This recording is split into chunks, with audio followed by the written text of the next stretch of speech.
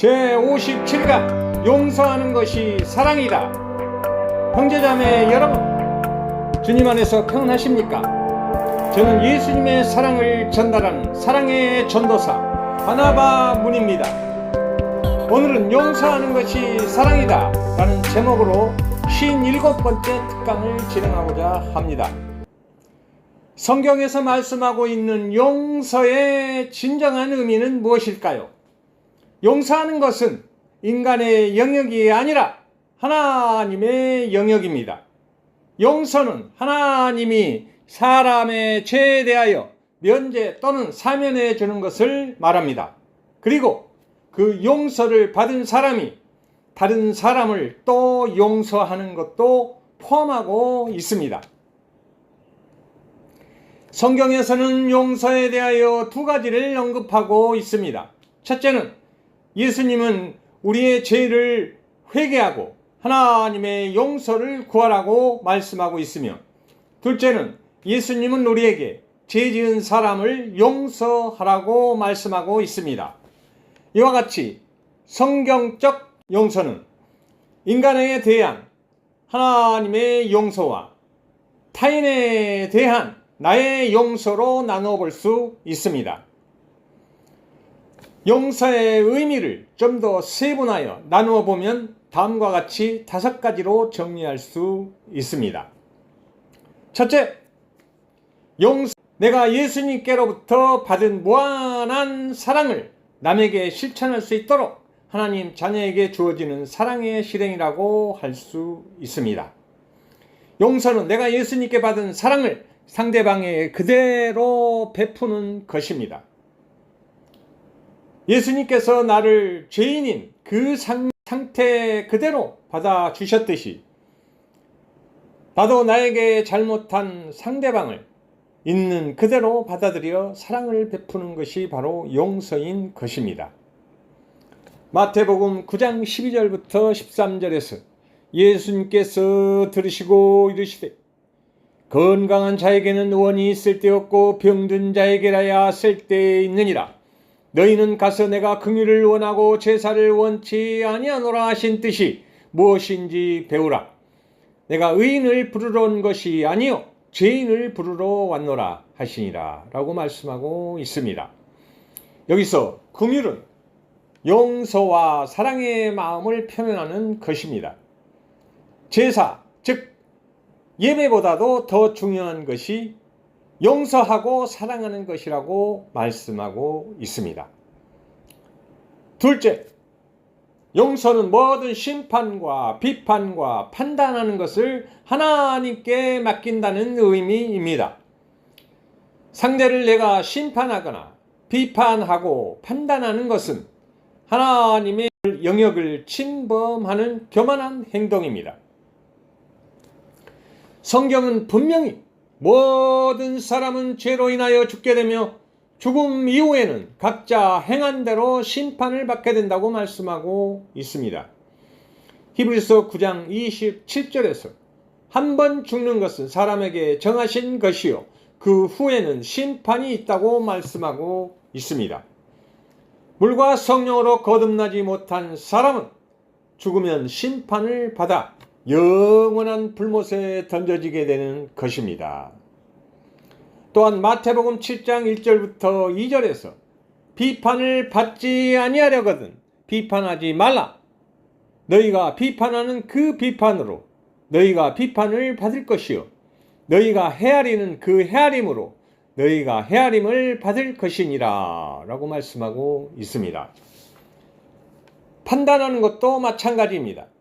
하나님의 자녀들은 상대를 판단하지 말고 다만 예, 아니요 라는 말만 해야 하며 상대의 잘못을 비판하거나 판단할 수 있는 그 어떤 권리도 없으며 다만 그를 예수님 사랑으로 용서해야 하는 것입니다.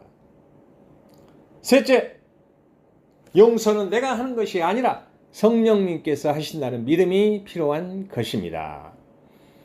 인간이 하나님을 신뢰하는 것을 확인할 수 있는 유일한 방법은 남을 용서하고 사랑하는 것으로 판단할 수 있습니다.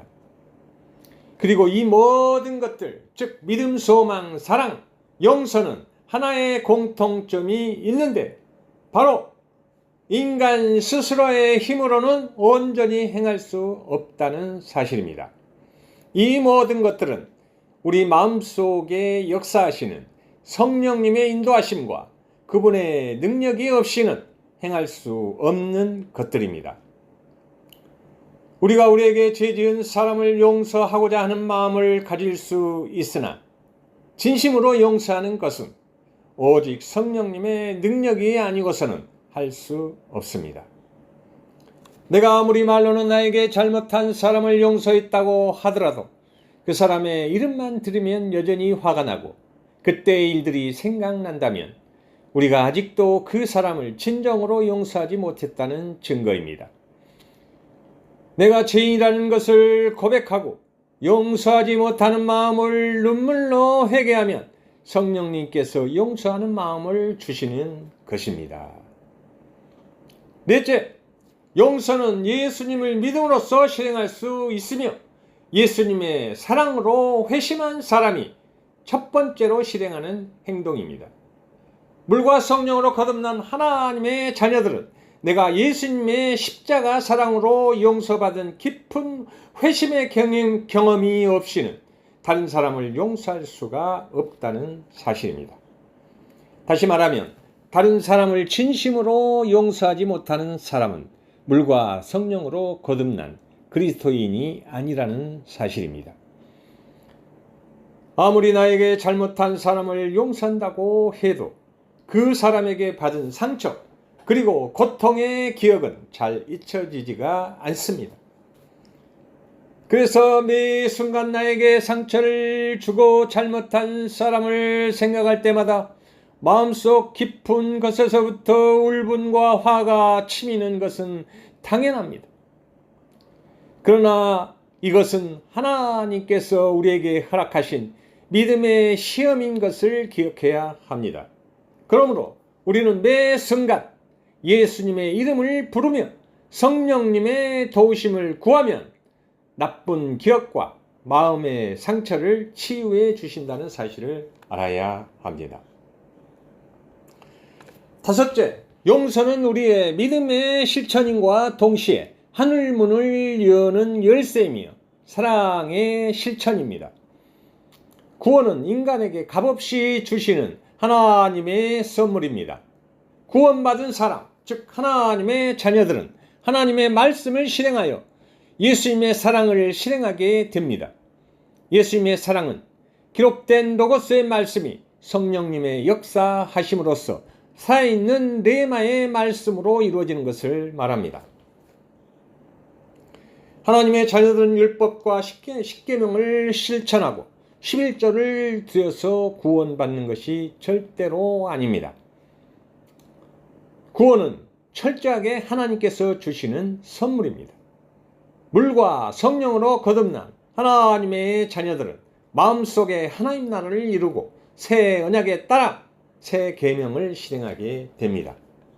새 계명은 내가 너희를 사랑한 것 같이 너희도 서로 사랑하라는 것입니다. 서로 사랑하는 사람은 그가 무슨 잘못을 하더라도 그를 용서할 수 있는 것입니다. 성령을 받은 사람이 첫 번째로 맺는 열매가 사랑의 열매입니다. 성경에서 가장 으뜸이 되는 덕목은 사랑입니다. 사랑은 모든 것을 참으며 모든 것을 견디며 모든 것을 용서하는 것입니다. 이와 같이 용서는 사람의 힘으로 온전하게 할 수 없으며 용서하는 마음은 하나님께서 주시는 사랑의 마음에서 비롯되는 것입니다. 막달라 마리아는 예수님께 죄를 용서받고 새로운 사람이 되었습니다. 용서받은 막달라 마리아는 감격했을 것입니다. 처음으로 느껴보는 예수님의 고귀한 사랑에 대하여 환희를 느꼈을 것입니다. 용서받은 막달라 마리아는 예수님을 추종하며 섬겼습니다. 막달라 마리아는 제자들은 모두 도망갔으나 십자가 밑에까지 따라가서 예수님의 죽으심을 지켜보았으며 선수 장례를 치르고 마침내 부활의 첫 증인이 되었던 것입니다. 이것이 용서받은 자에게 나타나는 예수님의 사랑에 대한 표현이라고 할 수 있습니다. 마태복음 6장 14절부터 15절에서 너희가 사람의 잘못을 용서하면 너희 하늘 아버지께서도 너희 잘못을 용서하시려니와 너희가 사람의 잘못을 용서하지 아니하면 너희 아버지께서도 너희 잘못을 용서하지 아니한다고 말씀하고 있습니다. 물과 성령으로 거듭난 하나님의 자녀들은 서로 사랑해야 하며 예수님의 사랑으로 형제자매를 용서해야 합니다. 그러면 몇 번이나 용서를 해야 할까요? 베드로가 예수님께 질문을 합니다. 예수님은 베드로에게 7번씩 70번까지도 용서하라고 말씀하셨습니다. 이 말씀의 의미는 무한대로 계속해서 용서하라는 말씀입니다.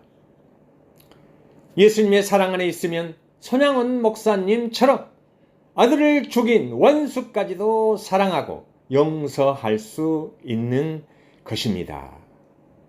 이상으로 57번째 특강을 마치도록 하겠습니다. 형제자매 여러분, 그리스도 예수 안에서 여러분을 사랑합니다. 할렐루야.